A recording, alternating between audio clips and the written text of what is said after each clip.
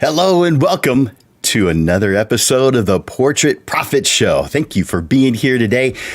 I can't wait to share with you all the stuff about organizing and getting organized for photographers, for business owners. That's coming up here in just a moment. I want to make sure that you're well aware that the Portrait Profit Show is sponsored by Digital Pro Lab and Landers Photography School. And from Digital Pro Lab, we have Amanda. Hi, Amanda. Hey, Jim. How's it going? I'm good. How have you been? Good. I'm coming off a week-long vacation in, where did I go? San Francisco and Northern California, which was amazing. And I need another vacation from the vacation. I've heard that before. Yeah, but hopefully I did my due diligence, because before coming in, I spent quite a bit of time organizing all of my emails, so I didn't come in on a Monday to chaos and pandemonium and emails. So I feel pretty good. So you planned ahead, you were organized, and even though you were gone for a while, you're still good. You're not overwhelmed with emails.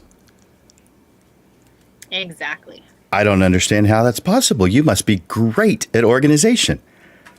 I'm the worst, but that's why I have to put little things in place. You can't see my desk, which is in front of my computer screen right here, but I'm working on that. That's next. Organized chaos. Yeah. It's funny. I used to have stickies all over the place, but now I have these fun little, see if I can put it in the, they're like... Oh, like dry erase boards? Mini dry erase boards? That's cool. Yeah, they're like mini dry erase boards. So I find that helps me, and I can just cross it off my list. So that's pretty smart. Doing what? Just looking for new things. Well, that's a smart one. While I was doing the research, I came across several different ways that doing the research for the show today. I came across a study that gave percentages on what physical things people are doing to help themselves organize, and dry erase board wasn't one of the ones on the list, but I'll share with you the ones that are: file folders, shelves and drawers, calendars, storage containers, and sticky notes. And it was just those that were on there. And the question to those who were willing to answer the survey was, which one of these do you use? They didn't choose just one. They chose just all the above they could. But 85% file folders, 69% shelves and drawers instead of file folders, really. 68% calendars, 64% storage containers, and 61% of those who responded said they use sticky notes all over the place. So when you said sticky notes, you got my attention. Mm-hmm. Yeah. That's great. Yeah. So yeah, I'm very excited about today's class, because I'm sure we can all learn a little something. Me included. Yeah. So we'll be bringing Amanda back on here in just a little while, because she's got some cool stuff to share with you. She shared it with me just a little while ago, and I really like it. You're going to like it too. So Amanda, thanks for all that you do for the San Antonio photography community, and we'll see you back here in just a few minutes. All right, Jim. See you in a bit. Man, Amanda at Digital Pro Lab, always doing something that uplifts us photographers. Go by and say hi and say thank you to her and her staff, because she's got quite the team who really cares about us and our success. Digital Pro Lab. Love those guys. I want to encourage you guys who are watching today to comment, to ask questions as we're going through. And I also encourage you to click that like button, click that love button as you're going through. We see it. Well, for those of you who have registered it, we see it. You can see down here at the bottom, before leaving a comment, please grant StreamYard permission to see your name at StreamYard.com/Facebook. You don't need to write that down. Just go to the original post and click that link. That will just add you. It's just a matter of clicking it. So that gives permission so that I can see your name and any comments that you make. So before I move into today's topic, I see that there's several comments. So let's see. Al, I understand. I understand. Al and I go way back. Al is a fashion portrait photographer who has been doing his business full time since I think '89 or somewhere in there, quite some time. And we worked together for I guess about a year, maybe two, in the early '90s, '91, I believe, '92. Somewhere in that range. So great guy. I understand you're busy. I'm glad you're busy, Al. By the way, we meet on Mondays, every single Monday at noon, except for the second Monday where we meet at 6:30, and that was a special one.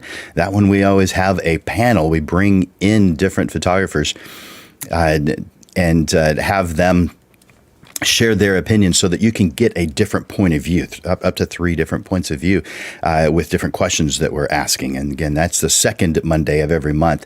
And that the time change really is to accommodate those who can't make it during our regular noon show. Thank you for being here. Miguel, good afternoon to you. Glad to always see you. Yep. Sorry, I get it.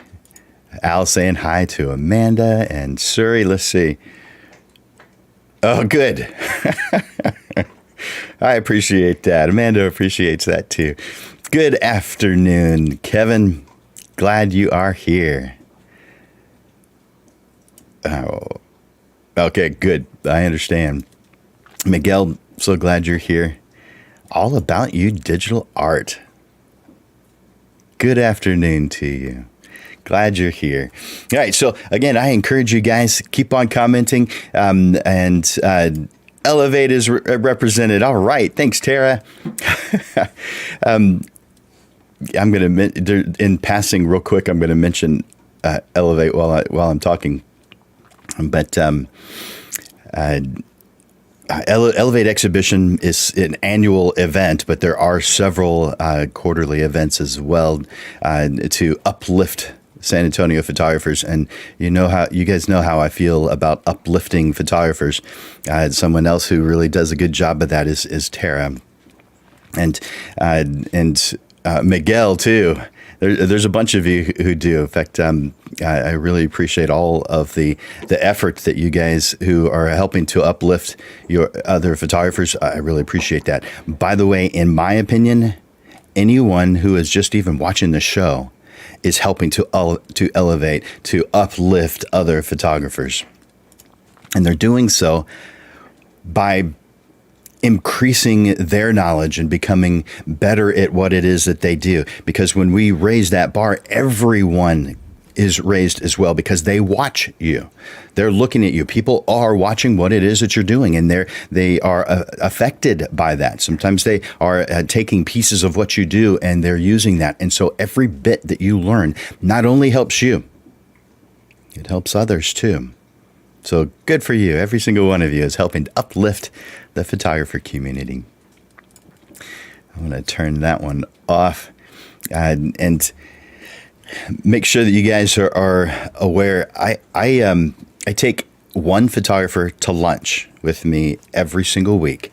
And the only thing that you have to do is go to this address that you see here on the screen right now, calendly.com/photoschool/lunch-with-landers. And that causes you to be able to see my schedule, be able to get on my schedule so that I can take you to lunch. So that's how you do that. I'll mention that again here in a bit. And if you just want to talk about your business, maybe lunch isn't what you want right now, or maybe you want this too, that's fine. Everyone who asks, and this is how you ask, is by going to this address. Everyone who asks gets a private session for free. Again, just like I'm paying for lunch, you're not paying for it. You're not paying for this either. You do have to take action, but what good things come without taking action? And it's easy action, really easy. Go to calendly.com/photo school, just like before.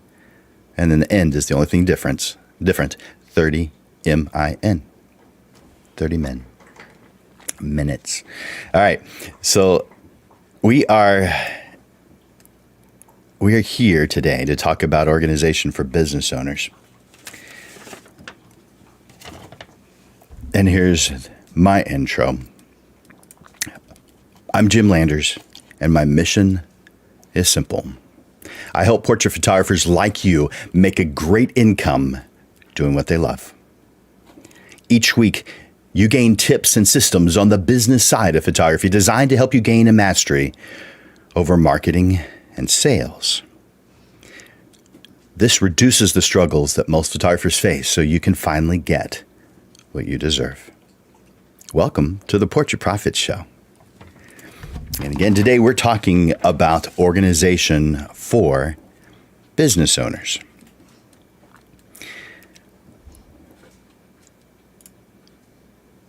It's no secret that business owners know and understand that they are wearing many hats in order to juggle their day-to-day stuff. We also know that getting organized is not only one of the keys to success, but we know that without it, our stress level can raise to the point of burnout. There's a lot of things that can cause burnout. Disorganization, big one. So we all need improvement when it comes to organization. Me too. And someday that success, and some say that success begins with organization. Makes a lot of sense. So how do you balance the many hats that you wear? We all know that the answer is organization, but how? Let's talk about the opposite, just so we have a basis for comparison. When we are disorganized, things are harder. They take longer. We lose focus easily. Our energy level decreases. And if the problem isn't taken care of quickly, our reputation is going to take a hit. The bottom line is that disorganization weighs you down, preventing you from reaching your potential. And all of that negative stuff that disorganization causes reduces the amount of income that you otherwise would have had. And I'm going to talk about some numbers here in just a little bit. So, what things about organization are we talking about? All of it. Your work environment, your processes, the physical things in your environment, the things on your computer, the planning that you do, software that you're using. All of it. Sure, organizing and decluttering your space is going to take time. And usually, organization is not the first solution that we business owners think of when we need to bring in more money.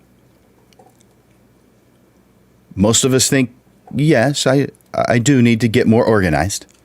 I'll get around to it someday. And then usually drop it and move on to others seemingly more urgent things. I get it. Me too. But consider this. If you were as organized as you know you should be, how much time would you save? As I was researching for today's show, I found a handful of studies that suggested that average Joe loses about 5 hours a week due to needing improved organization. Now, some of you are going to say, I waste a lot more time than 5 hours a week. All right, so By the way, wasting some time is good. You don't want to be focused 100% of your time. Besides, you can't be creative 24 hours a day. You need downtime. But we're talking about organization causing you problems. For instance, if you don't have a home for your keys and you're constantly looking for your keys, this is wasted time that organization would have made a difference. You give your keys a home. Every time you get home, every time you get to the office, you give one place for your keys. My keys have a spot. If someone needed to get to my car here in my family, they know exactly where I keep my keys. They're there in the same spot every single time. And if they were to use them, they know to put them back. So we're talking about improvement in organization and how that affects you. If average Joe is losing 5 hours a week, and let's say you're average Joe, I've got a question for you. Now, hopefully you have a notepad and pen already out, but if not, you'll need a notepad, you'll need a pen, and you'll need a calculator. This is simple math. You could do it in your head, but calculator. I've got a question. Here's that question. How many of you know how much your time is worth per hour? Now, most portrait photographers never charge by the hour. Now, are there exceptions? Yes. And I usually see that in posts that are, a 30-minute session is this amount, an hour session is this amount. And of course, on a different note, I'm asking in my head, are you selling time? I mean, time definitely affects your price. But is that what you're selling? Because I think you're selling something much different than that. Time is absolutely valuable. But to your client, you're selling those images. They're going to make them cry tears of joy for years to come. That's what you should be selling. But instead, some of you are selling 30-minute times and hour times. And some of you are calling those mini sessions. By the way, anything greater than 30 minutes, not a mini session, except in extreme examples. But you're selling the feeling that someone gets when they receive those photographs, and that feeling they continue to get when they get to enjoy those photographs, crying tears of joy for years to come. That's what you actually sell. The amount of time it takes you to do that, that's a business thing. That's up to you. Yes, you're going to tell them an estimate of time.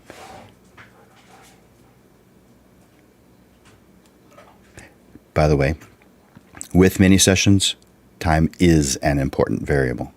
Time's always an important variable, but time is, as far as planning and putting it on your schedule and make it easy for someone to take a time, incredibly important. Having said that, how many of you know how much your time is worth per hour? You may not be charging by the hour, but how much is your time worth per hour? If you know that number, write it down.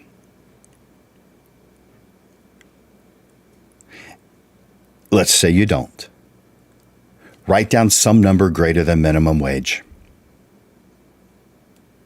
You choose it. I can't tell you what number to put there. But put a number down. How much you're worth per hour. Now I want you to multiply that number that you're worth per hour by 5. I mentioned earlier, average Joe loses 5 hours a week due to needing improvement in organization. So multiply the number you're worth per hour by 5. Then I want you to multiply that number by the number of weeks in a year, 52. That number that you come up with is the minimum amount of money that you are wasting due to needing an improvement in organization. By the way, most of you are worth $100 plus per hour, and that's every hour, not just photography time, guys. Every hour. But let's say that you're worth just $20. So 20 times those 5 hours that average Joe loses every week That's 100. 20 times 5, 100. 100 times 52. That's over $5,000. By the way, you all, as business owners, are worth more than $20 an hour. You are. Business owners versus employees is just not the same comparison. Business owners have to pay for all the stuff and they have to pay for all the taxes. When you are an employee somewhere and you're making $20 an hour, did you have to pay for that cubicle? No. Did you have to pay for the computer in the cubicle? No. Did you have to pay for the lighting? Mm-mm. Did you have to pay for the paper, the printer? No. What about the software in a computer? Mm-mm. What about the electricity so that you could have lights and air conditioning? You don't pay for any of that. As a business owner, you pay for all of that. So therefore, you can't make the same amount that an employee makes. I keep hearing people say, well, I just need to make the same amount that I am making in my real job, and then I can quit my real job and do just photography, because you're going to need a lot more than that. And there's a plan to get there. And it makes a lot of sense if you're organized. And I can help you do that because that's something I do. But the amount you are worth per hour is way more than as an employee, because you have other expenses that you have to cover. I think some of you needed that wake-up call. And by the way, if you don't know exactly how much you are worth, I mean exactly, you must find out ASAP. It's part of your organizational process. It's part of your planning process. It is a necessary piece. You can't just go without it. It'd be like getting out on the road but not knowing where it is that you're going. By the way, it is a simple math problem to find out how much you're worth per hour. And it has nothing to do with what you think you're worth. It has nothing to do with how much you feel you're worth compared to others. It's just simple math. Neither feelings nor comparisons play any role in it. With the answer to just 4 questions, I can tell you your exact number, exactly how much you're worth. Again, it's just numbers. There should be no emotional connection to it. And just the link that I showed you earlier that ended in 30 minutes, I'll put that one up again. Just use this link. And I will, if you don't know your prices, that too, your prices. But if you don't know exactly how much you're worth, based on what you want to accomplish in this lifetime. Now, that may sound too big, and I will narrow that down with you. But I can tell you exactly how much you are worth per hour. So if you don't know it, take me up on my free offer. Just go to calendly.com/photoschool/30 minutes, and you'll know exactly how much you're worth per hour. Yep. I'm looking at some. Good. Chuck, I'm glad you're here. And okay, there we go. That's a lot. That's a lot. I'm glad you mentioned that. Rick, yeah, it is. I mean, there's so many important things. I'm not saying this is the only important thing, but this is part of your base as becoming organized. It affects every area of what it is you're trying to do. So, thank you, Rick. All right. So, as you know, being organized saves time.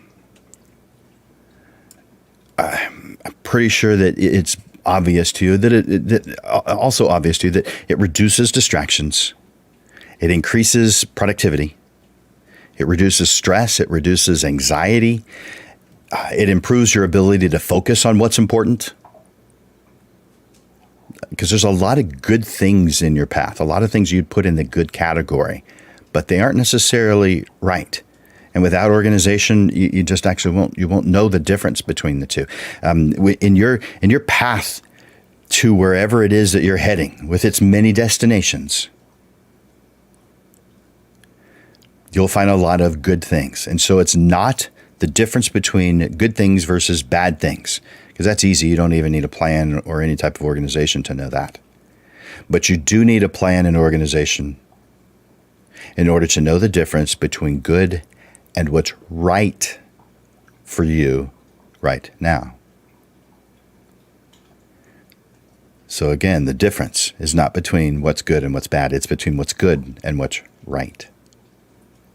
An organization helps you with that.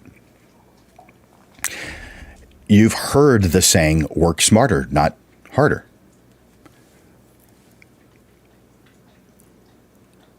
That's what organizing just naturally causes, is for you to work smarter.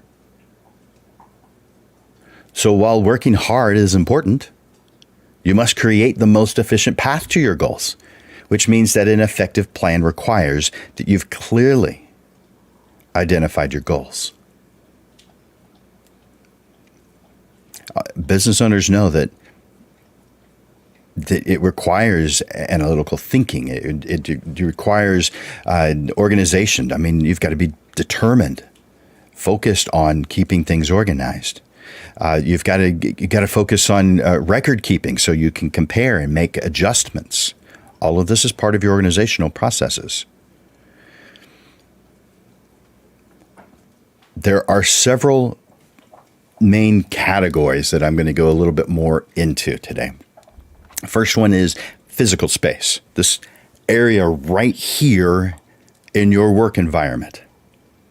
Now, some of you may be watching via phone, so maybe you're not in your work environment right now. Maybe you're watching while driving. Maybe you're at a coffee shop. But in your work environment is the first one we're going to go over, the first area. Now, I mentioned earlier when Amanda was on several different things of the most utilized physical organizational tools around your workspace. I'm going to mention that one again, but I also want to mention in that survey that of the importance of an organized office. By the way, this survey came from smallbusiness.com, in case you're curious. No, I didn't make up these numbers. So the importance of an organized office. 83% of those surveyed who responded believe that having an organized office is a vital part of their business. So that's pretty overwhelming, an overwhelming number. Sure, that means that there's some who don't, but they must have something else in mind. And maybe they have lots of assistants to help them with that organization, and they don't realize how important it is because someone's doing it for them. 83%. That number should be 100. In my opinion. And 63% believe that office organization correlates to their business's profitability, meaning the more organization, the more profitable they become. Of course, totally believe that one. And then most utilized physical organizational tools around the workspace. 85% are using, and by the way, these numbers, when they were asked this question, you could answer every single one of them if you wanted to. So they're not supposed to add up to 100%. So 85% are using file folders in some way, physical file folders, file cabinets, shelves and drawers, calendars. Got to have a calendar. I'm surprised only 68% said they're using calendars. How's that even possible? 64% said they're using storage containers. You've got stuff that you're not using constantly, but you still need. It needs to be in some kind of a storage container, especially old tax filings. You need to keep them around for at least 7 years, but you don't need them out in your physical environment. You don't need to be thinking about them constantly. They need to be away in a storage container.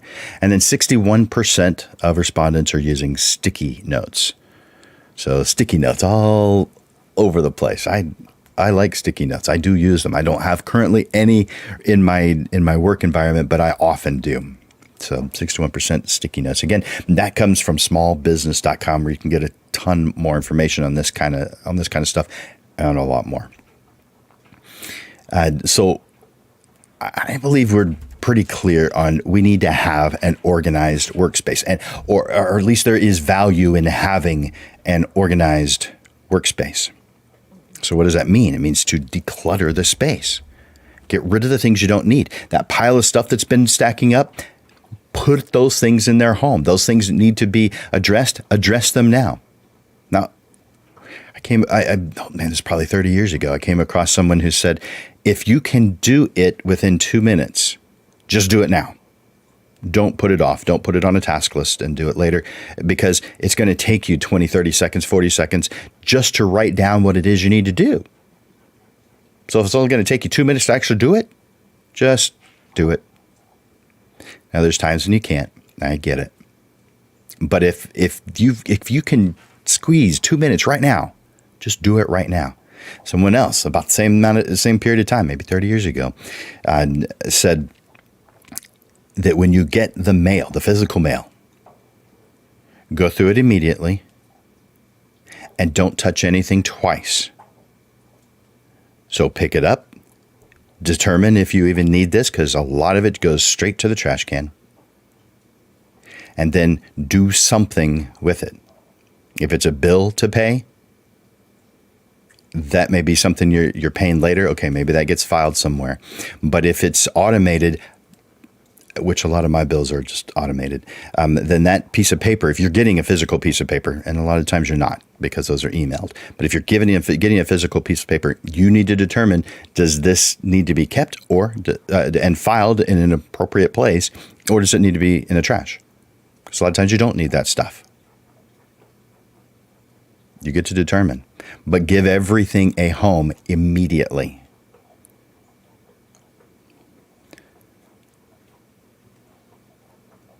You want to clean off just things. So the papers on the mail. I've seen desks with several coffee mugs on them. How many do you need?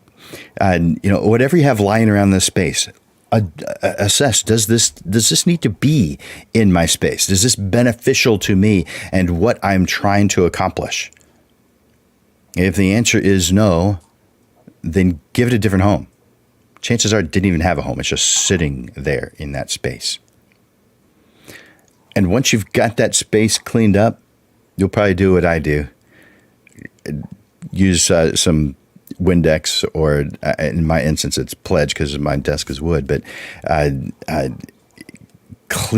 actually get rid of all the dust, make it totally clean and perfect. So yeah, I do wipe it down with some kind of a cleaner to give it I want to start fresh. So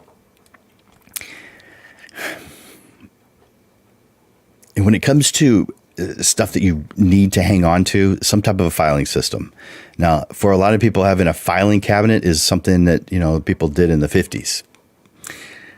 There's a lot of things that still need to be filed. So even if you don't have it in a filing cabinet, you still need those things, like tax things throughout the year, especially at the end of the year or the beginning of a year. You get a lot of tax-related things in potentially, especially as a business owner, and you need to send things out. You need to keep records of these things. If you've got employees, obviously, you need to keep records. You need to keep files on every one of them. And so a file cabinet is not a thing of the past, or at least filing systems aren't. We need a place for that paper. Now, you could say, well, go paperless, photograph everything. Some things just need to be in a physical space. A lot of things can be photographed and just placed somewhere on a file on your computer, which we will be talking about today. But everything needs a home. That is the bottom line. It needs a home. So organize those office things. Keep your workspace as neat as you possibly can.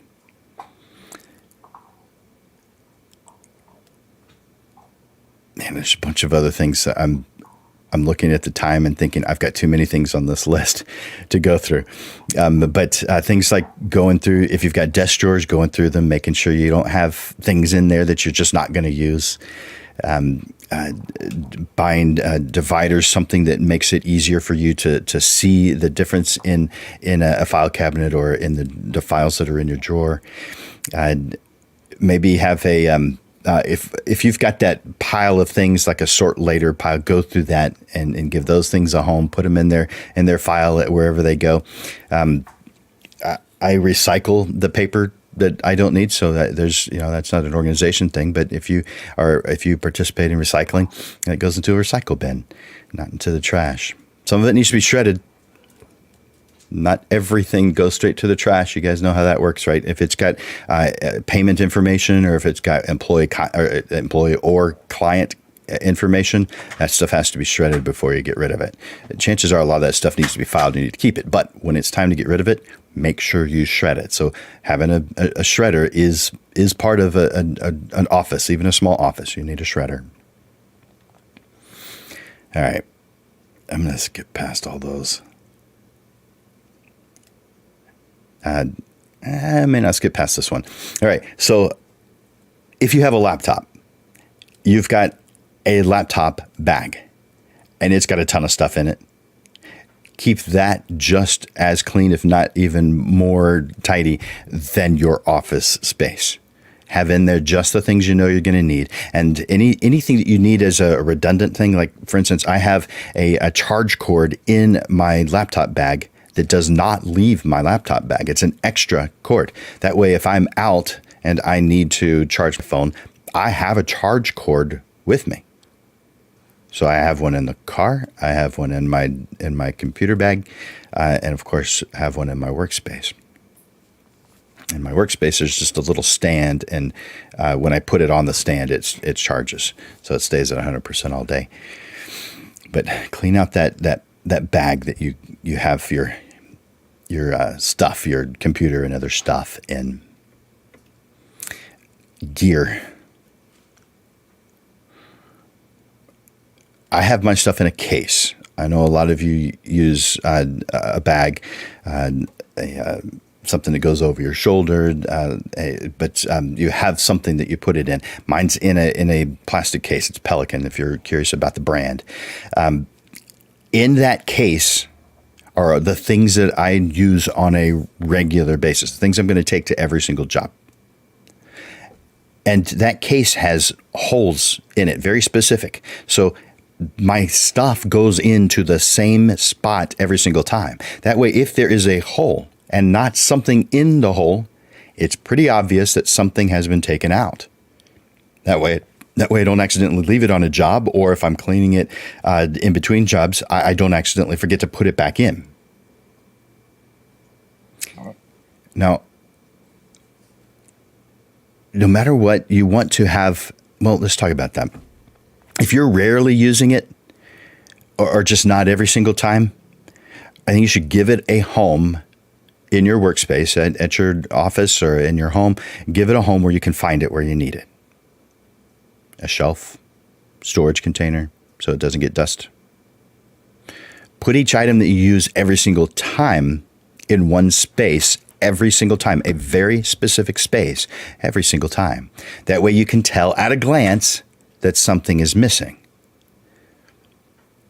Another step. Inventory. Make a list of all the things you have, and I would separate that out. So the things I have in my case, or if you have a bag, in your instance, a bag, make a list of every piece of gear that is within that case.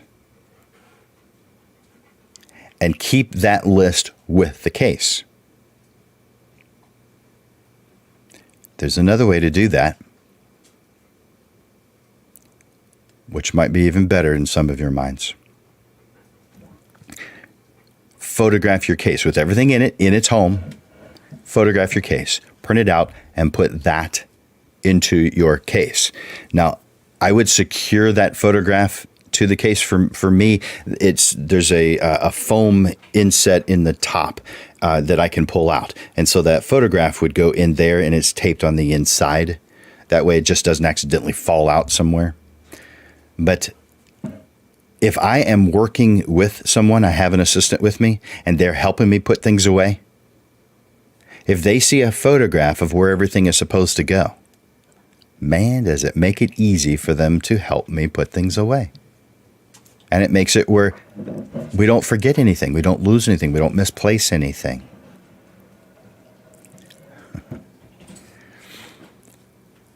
Let's move on from physical things to computer and email.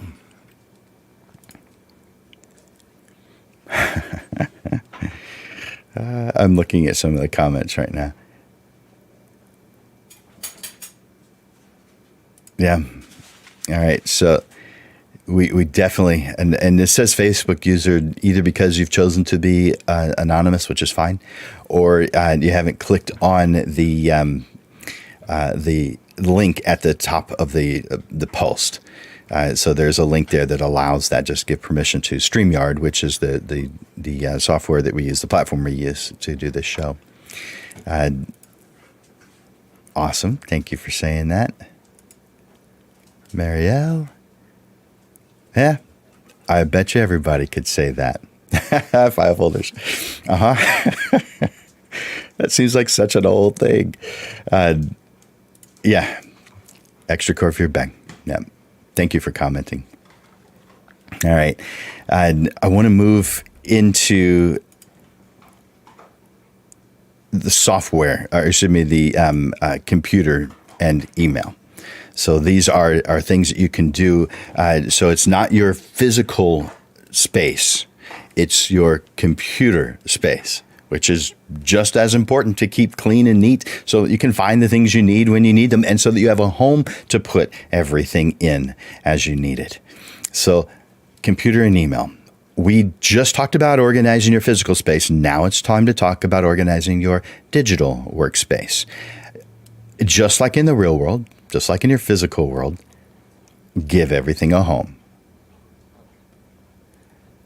And then get rid of the trash. That means, in this instance, delete the things in your trash bin or recycle bin, depending on what platform you're on. So for PCs, it's called a recycle bin. For Macs, it's called a trash bin. But we know what that is. On your desktop, just the physical desktop, the thing that, not physical, the digital desktop, the thing you look at when you first start your computer. Is your desktop cluttered? For some of us, yeah. Is it filled with stuff that needs to be somewhere else?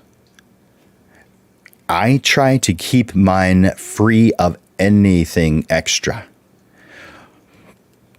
My wife, on the other hand, likes to use as a temporary holding facility. I feel like that just forces you to have to deal with it later.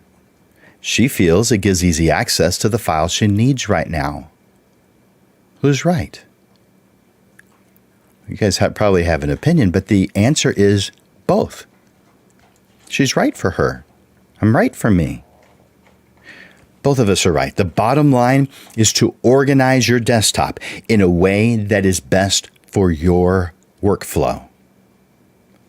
By the way, if you right-click on your desktop, this is for PC.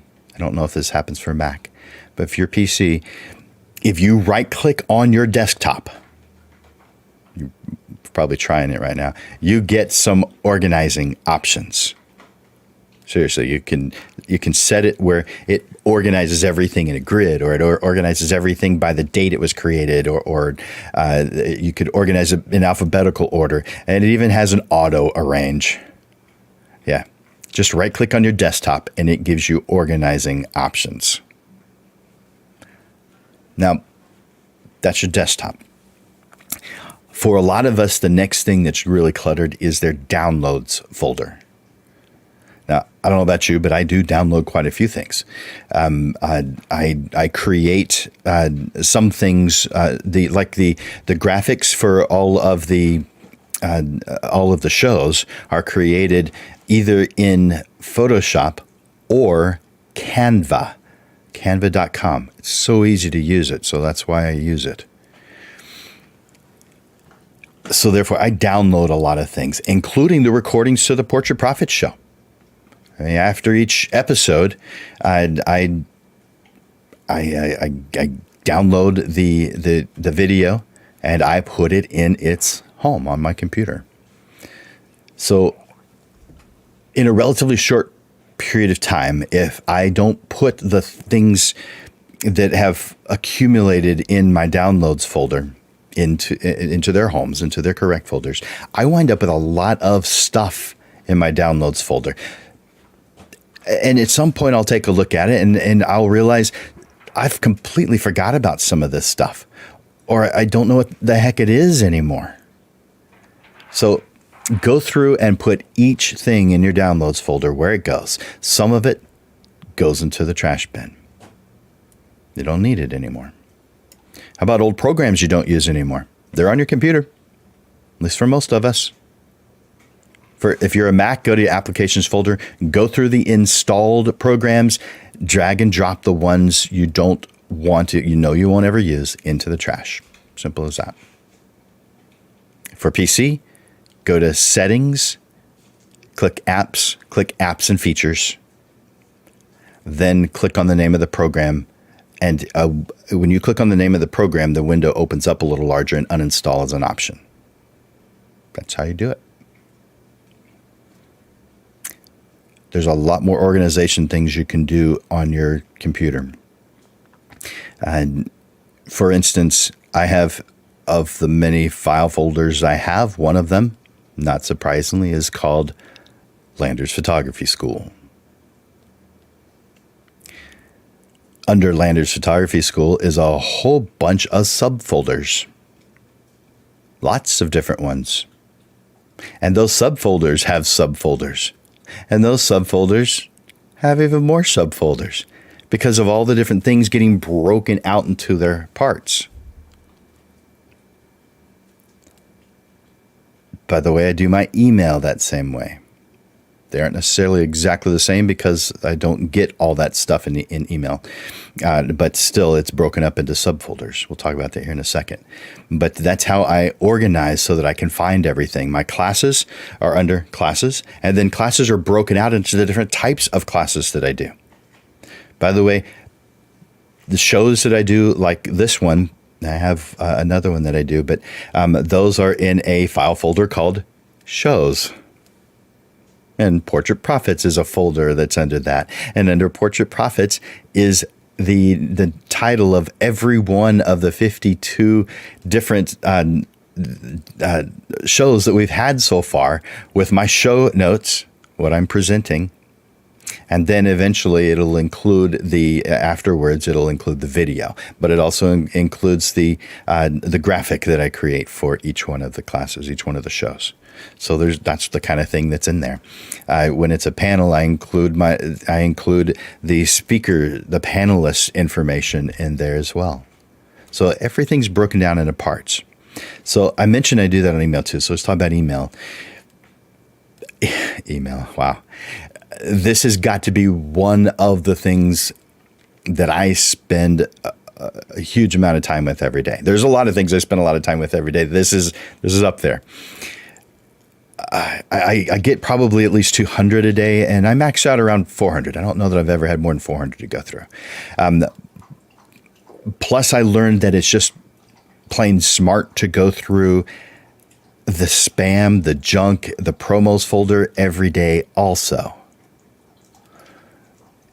You may ask, why are you going through your junk folder? Why are you going through your promos folder? Why are you going through this and that? Your computer algorithm or the software program says that those are not valuable. So therefore, why would you go through your junk folder? I go through my junk folder because I find something in there that shouldn't be nearly every single day.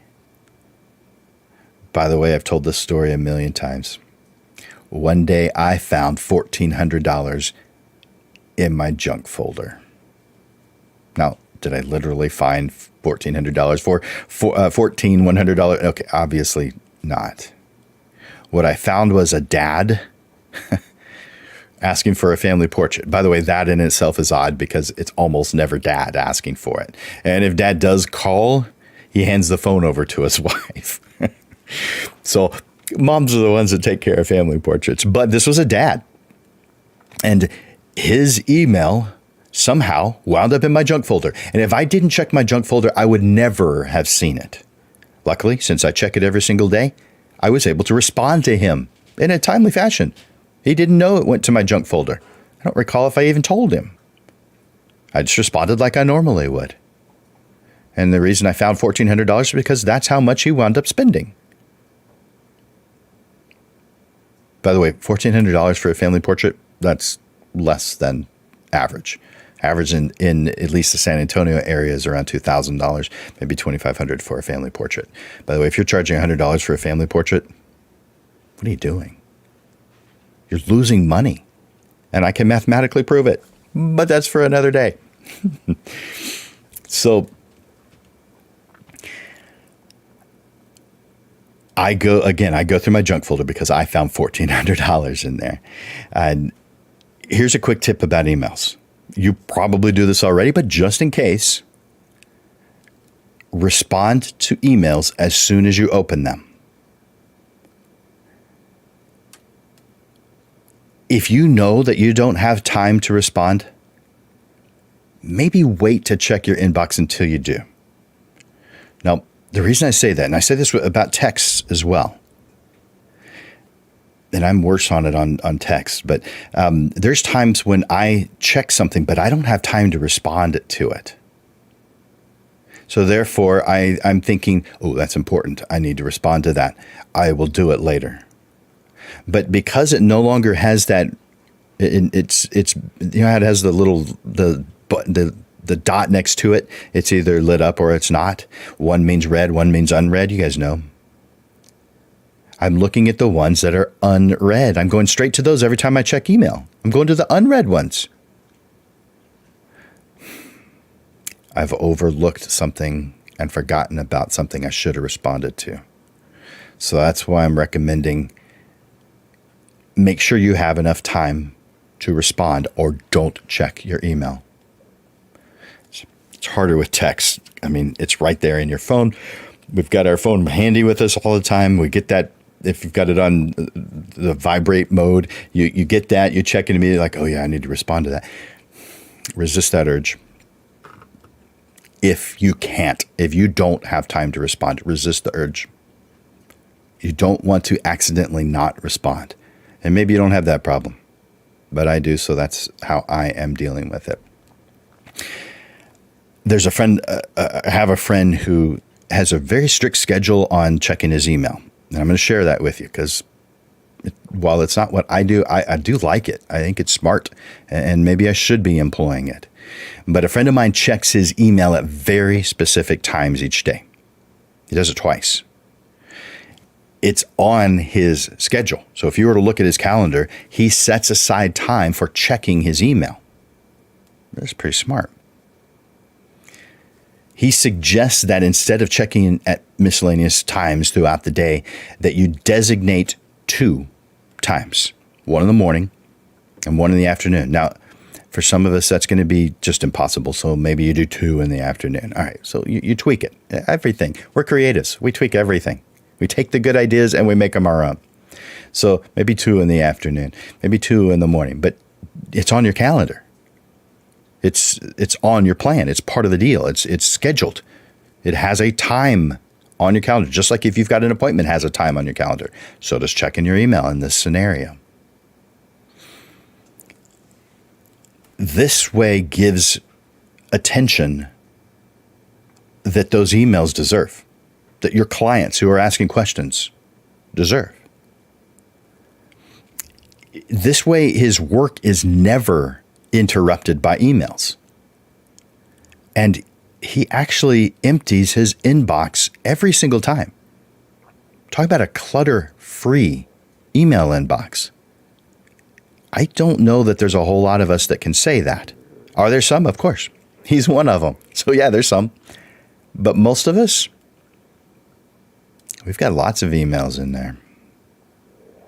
A lot of them haven't even been read, but some of them have, and they haven't found a home yet. They need to. Mine is full of stuff, both read and unread. I could use his advice on organizing. I could use that. When I do take time to go through all of the accumulated emails, it is a huge time waster. It's also frustrating because you know that you're wasting time. So here's one of the things I do to control the email beast. And I mentioned it before when I was talking about the file folders on your computer. I have folders for each of the things that I'm doing. So that's family, church, it's Landers Photography, it's Landers Photography School, it's the Rotary Club, the Photo Essay Camera Club, it's Elevate Exhibition. Hi, Tara. Etc. So within each folder are subfolders. For example, under family are subfolders for each family member. Or if there's some event, some get together, I might have a folder that is specifically for that. Under Landers Photography School, I've got clients, I've got requests, I've got donations, I've got vendors, I've got outreach. And each one of those has quite a few things underneath it.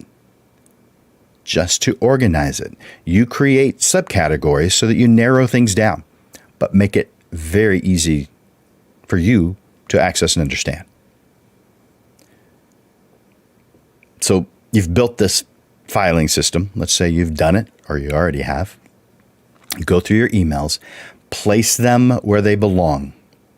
Many times, trash is where they belong.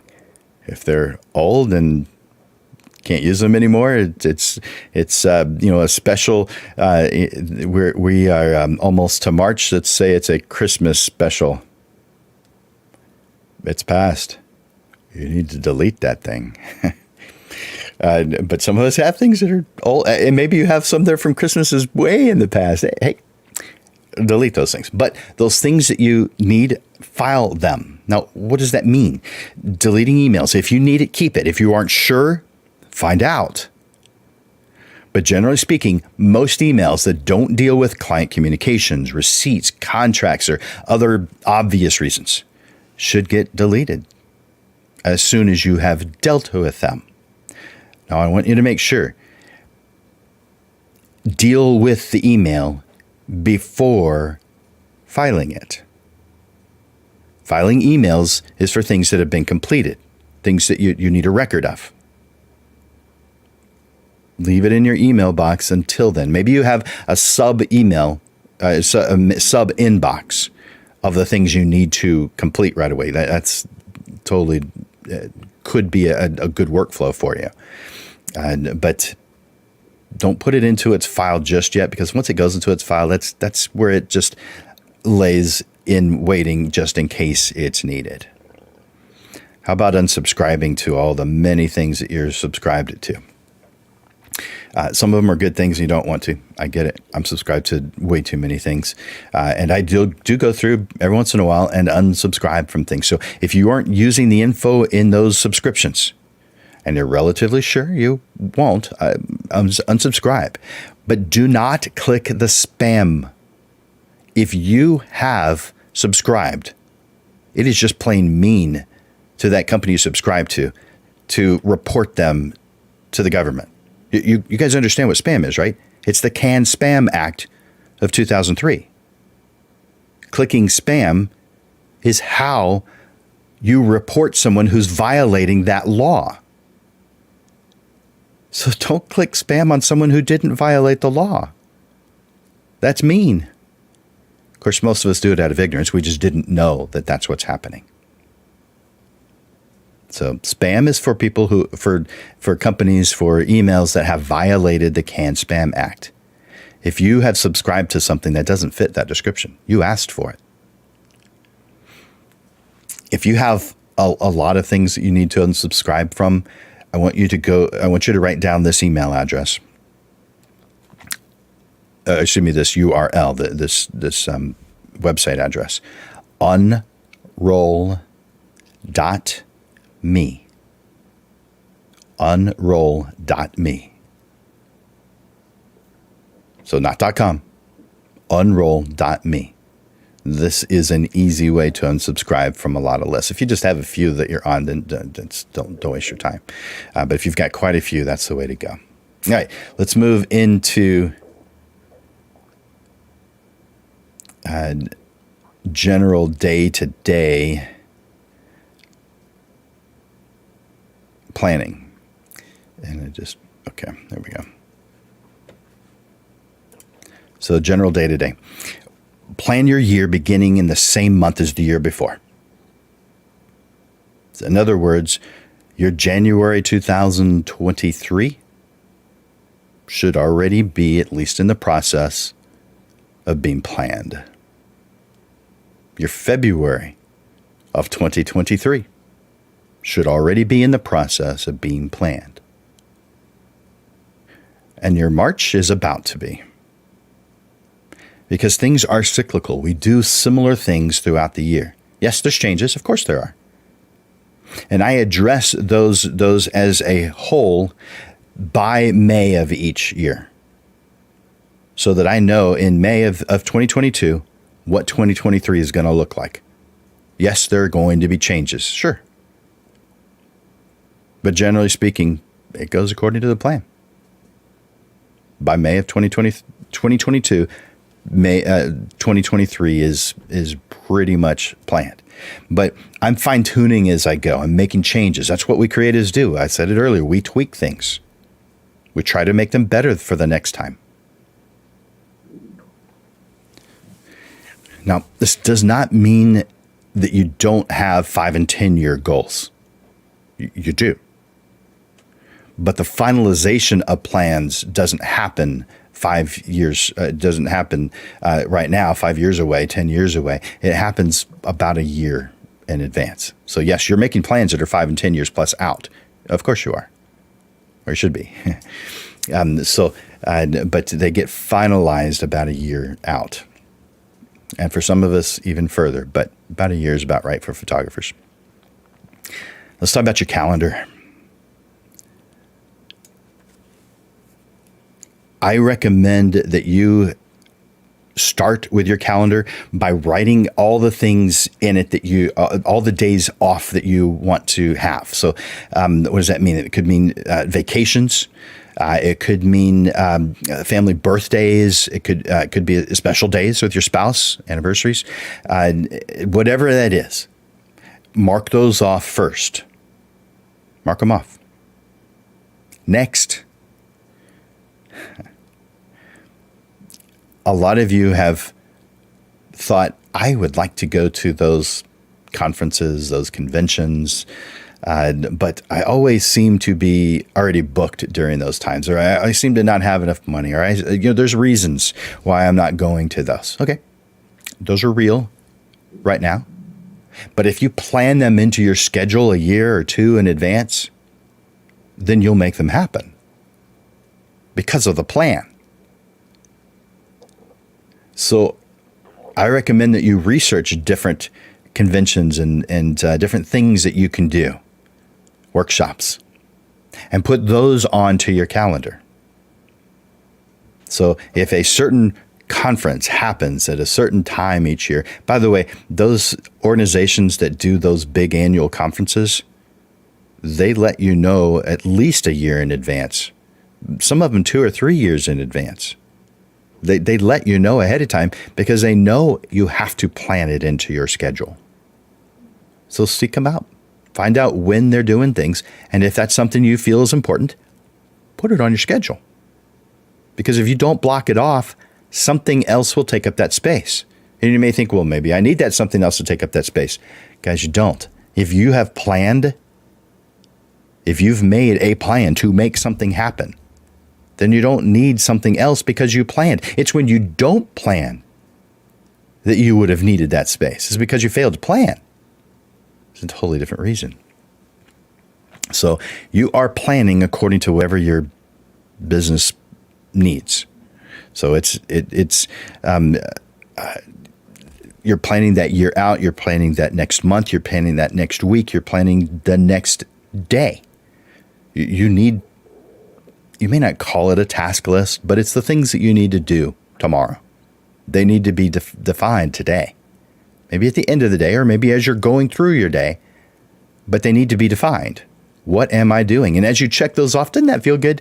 To me, that is a success. Every time I get to check off one of the things on my list, it's a success. So give yourself the opportunity to feel that. You are successful. You are.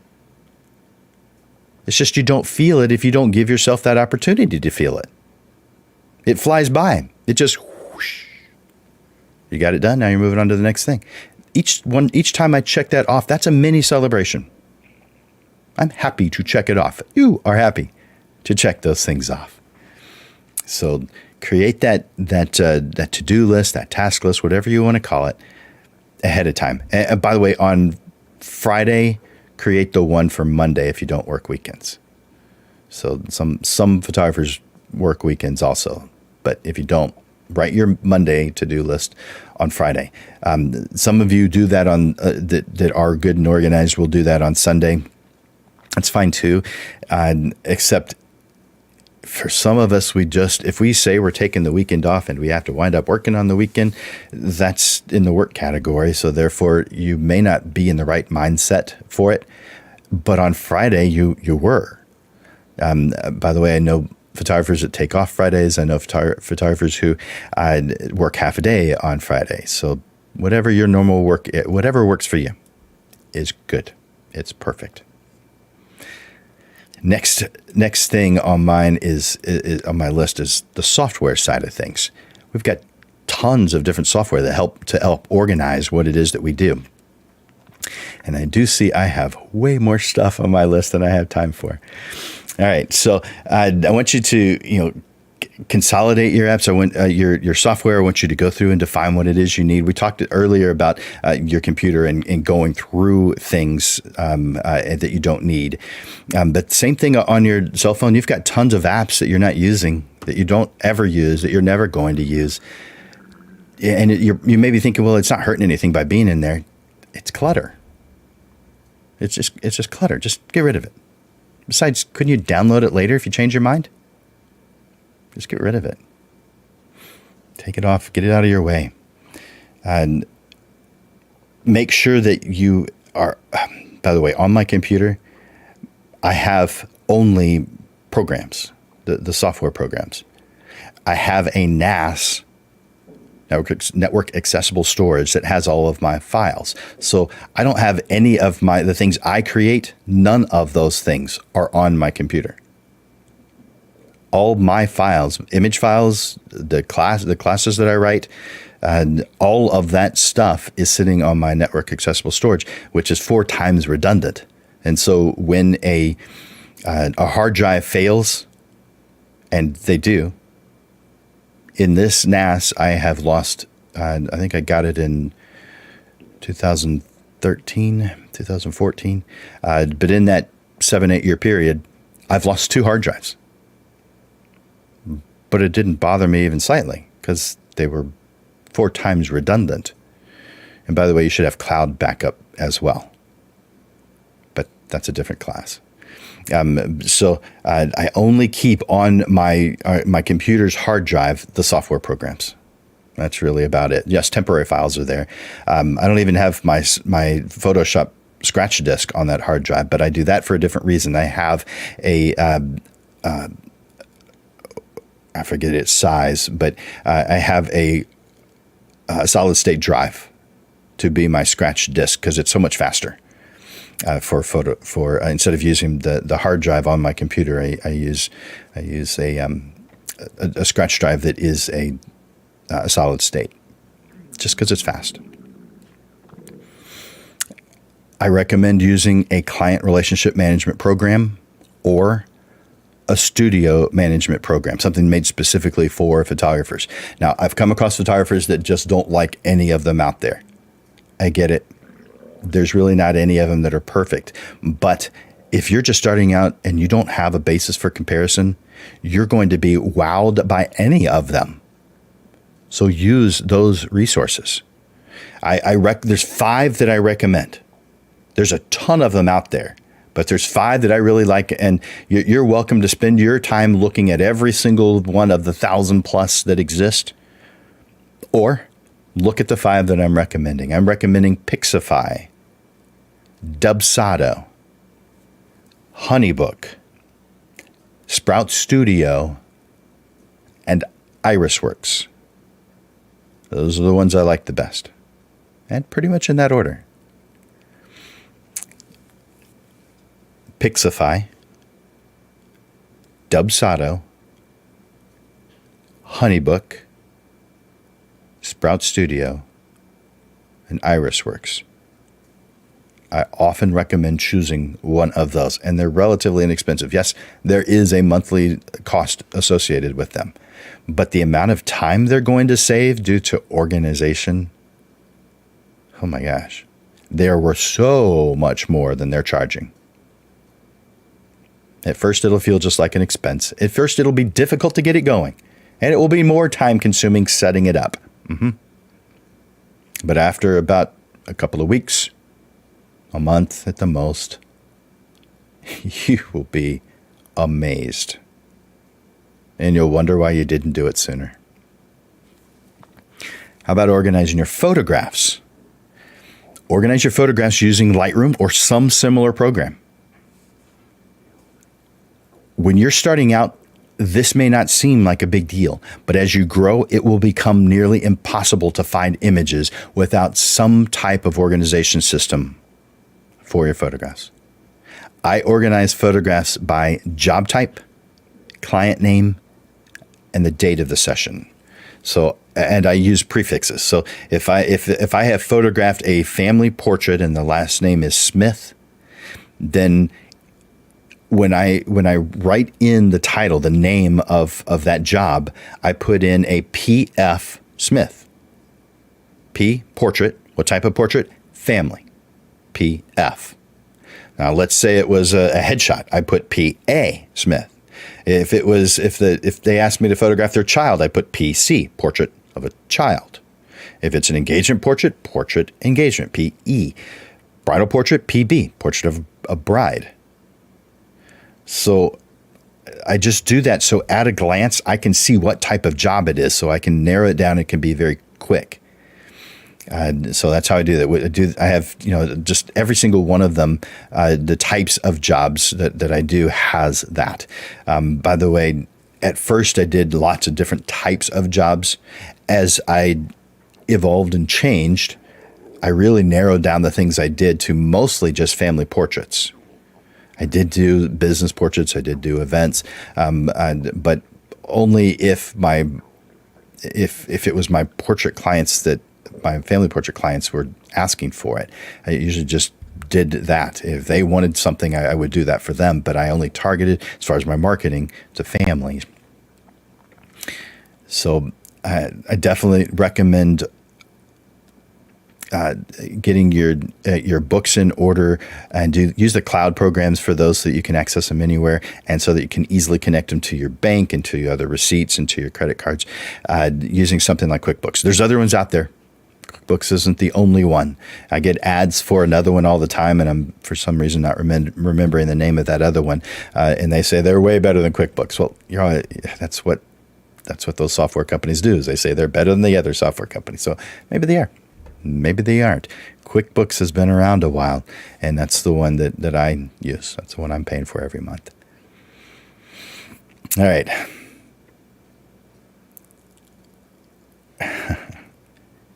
I'm going to skip past this and move on to when you need extra help. I recommend hiring a virtual assistant. Now, you may think, oh, I can't afford that. And maybe you're correct. Maybe you are. But I want you to weigh what it is that you're doing, how much time it's taken you, and how much you're worth against having someone else do it and you not having to spend the time anymore. At that point, having a virtual assistant makes sense. But it takes a while to get to that point, to that realization, that evolution in your process to actually start sinking in and making sense to you. And at first, you don't do that. When you're just starting out, this is all on your own. You do need to grow into this. It may take a month or 2 or 3 or 4 or 6 months before you move into the feeling like you need this. But it is the right choice to make.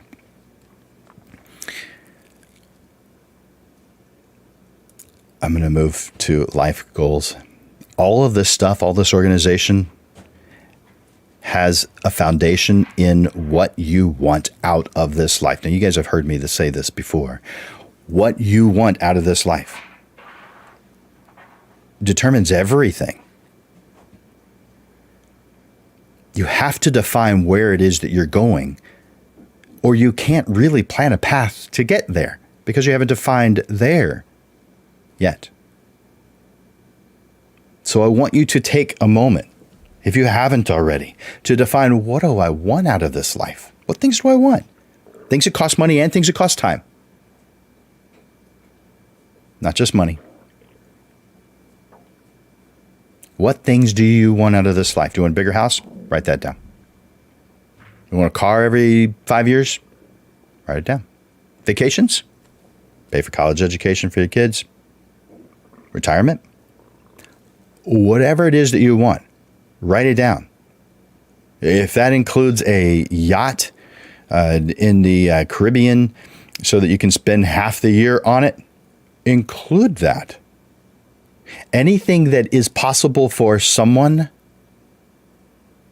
that you want, and you put it in a realistic category. Realistic, it would be, here's an example of not realistic. I don't want you to go into fantasy world. I don't want you to have this goal that I want to have the first photography studio on the moon. Okay, that would be a stretch. But having a yacht in the Caribbean, that is a stretch, but that's still realistic. There are people who do that. So therefore, if it's possible for someone, then it's on the realistic scale. Whether you feel it's realistic for you or not, when you're brainstorming, it shouldn't play a role. When you're brainstorming on what my ideal life looks like, you need to take out how much money you have, who you know. You need to take out your resources. You need to take out every variable that holds you back. You've got a wonderful, creative mind. Don't restrict it by saying, oh, I can't do that. Ooh, I can't afford that. No, when you're brainstorming, open that thing up and let it run full throttle. Write it all down. Mental download, mental dump, whatever you want to call it. Just let it all out in every category. In fact, I'd write down the different categories, the things you find important. Whatever those things are, write them down. And then within those categories, do your brainstorm. What do I want in each one of these categories? Now, once you've done that, you've got an idea of where you're heading. It's multiple destinations. That's what all of them are. They're just destinations. And so once you have destinations, you've now given yourself potential to plan a path to get there. No destinations, no path. Got to know your destinations. So know what you want out of this life. And then, of course, on the photography side, what do you want? By the way, your photography is just a tool to help you get other things. Luckily, you're passionate about this particular tool. You love photography. So this tool that you're passionate about, photography business, helps you get other things that cost both time and money. You've got to know what those things are. That's the only way that you're going to wind up getting them. 3 things have to be in place. You have to know your destination. Then you have to plan your path. And you have to get on that path with every bit of determination and effort that you can.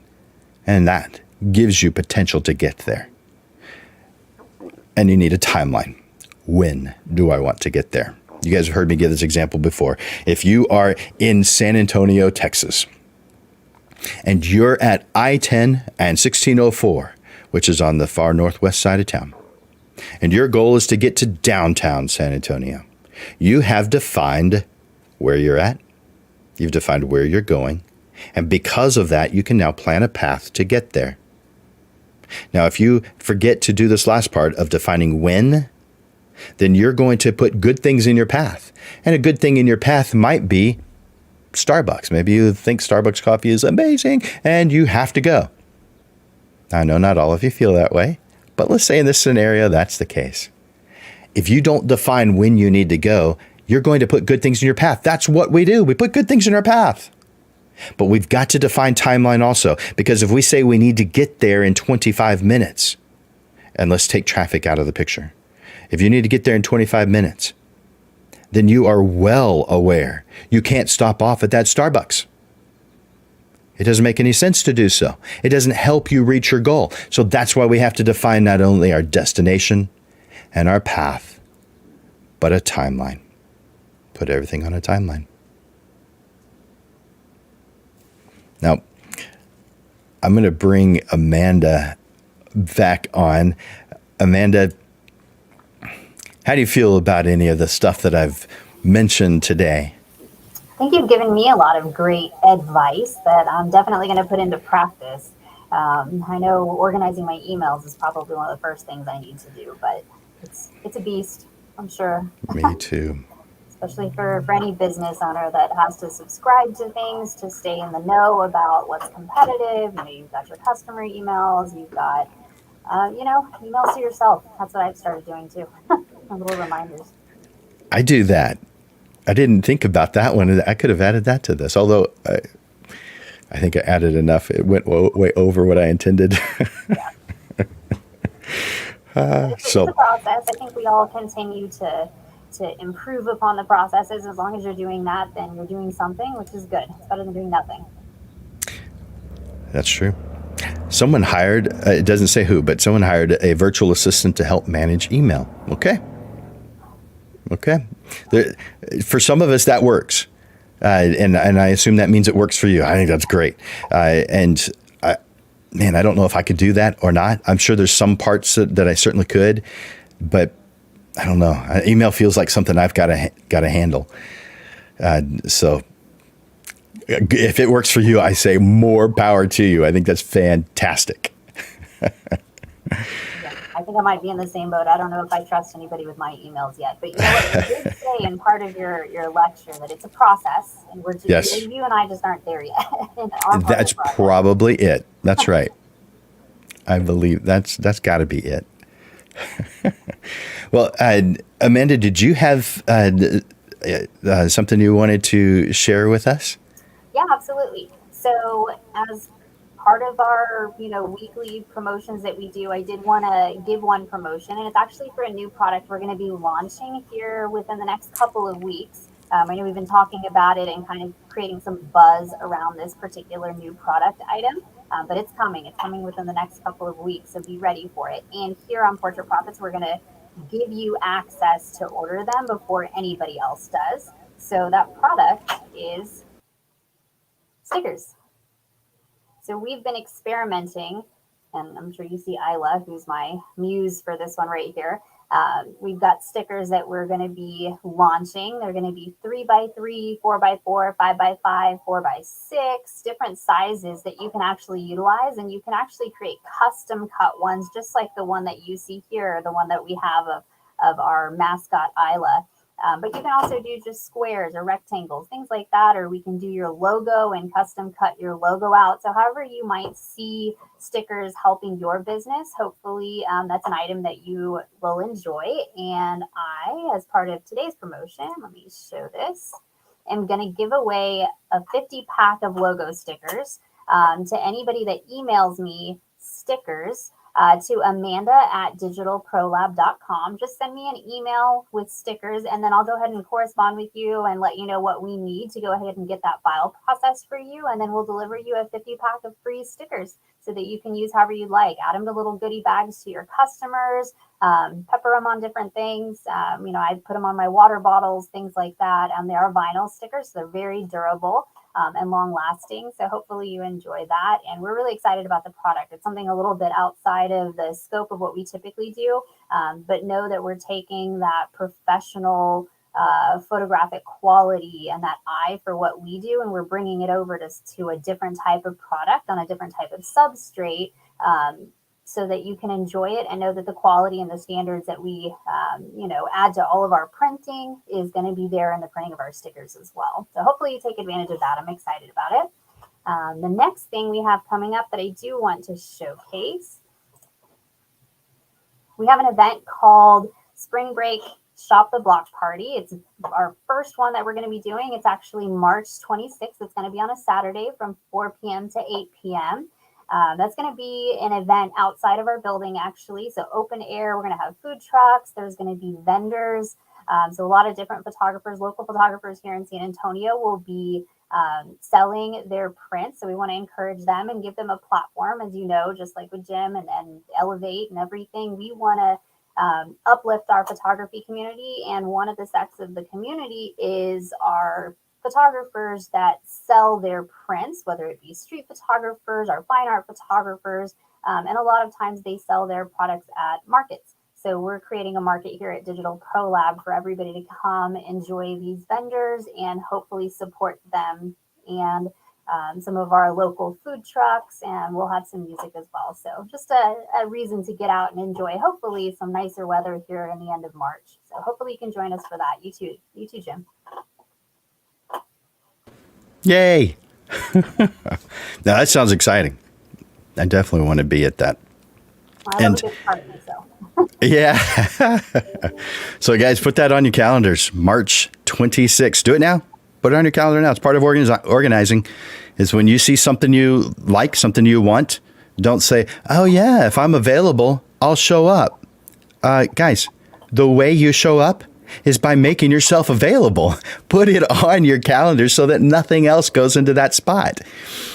So yeah, shop the block party. Spring break at Digital Pro Lab. And man, those stickers, you're going to give us 50 for free? Free. What? We love them. We know y'all are going to love them too. So we want you to try them out. Wow. That's fantastic. Guys, if you're not taking advantage of that one, I don't know what deal you're waiting for. What's better than free? What's that? What's better than free? Right. Everybody has a logo. At the very least, get your logo, send that over to me, and we'll create that sticker for you with your logo. Everybody can use that. If you're trying to market your business, stickers are one way to do it, and they're a fun way to do it too. So maybe I need to send you the Portrait Profits logo. Yes. Oh my gosh, yes. Well, thank you. That's fantastic. And what was the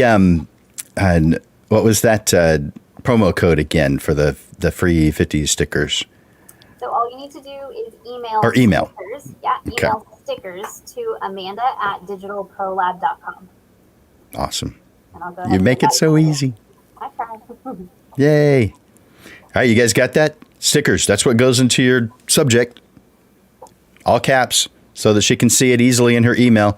By the way, that is a really smart way to organize, because when emails come in, if you recognize that subject, if you can, just do an alphabetical with just stickers, you can find just those, and you eliminate all the other emails that you have, and you can isolate just those. So smart.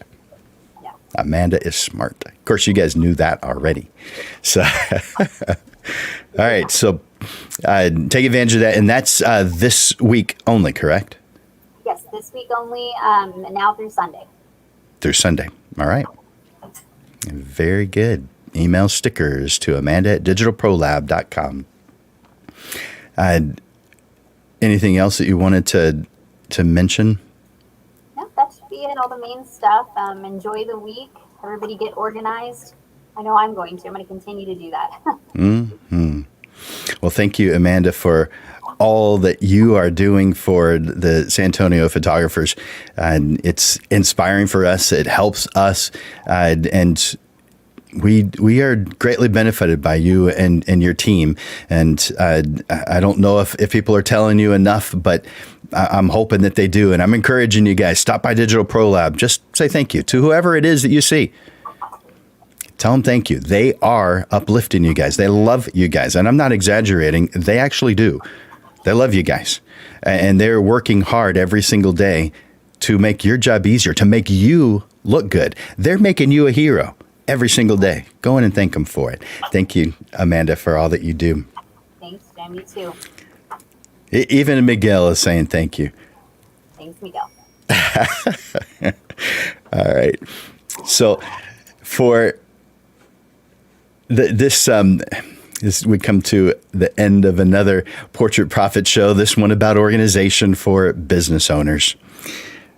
There are so many things that we can do to make our job easier, to make our life more simple. But we've got a lot of clutter, and clutter in our lives just happens. But it happens if we're not paying enough attention, if we don't have a plan and we aren't organized. We need that organized plan in order to reach the destinations that we want out of this life. So we write them down, we analyze them, we think about them, we brainstorm about them, we plan a path to get there. We define when it is that we want this thing in our life, and we make that happen by not doing the good things that aren't the right things. We do those things that are right. Those things that are good, we skip, or we plan it so that it is right. You guys, thank you for being here for this episode of the Portrait Prophet Show. Thank you for investing your time. Thank you for uplifting yourself and, by default, uplifting other photographers. For Landers Photography School and Digital Pro Lab, this is Jim Landers, bringing you the weekly Portrait Prophet Show, giving you evolving content, awareness, and you know what? Even fun to the business side of photography. We provide helpful information, step-by-step processes, how-to articles, and action steps that will help you with the struggles you deal with now, so you are constantly realigned to the path that leads to the success you deserve. Put us on your calendar for next week at noon. Bye for now.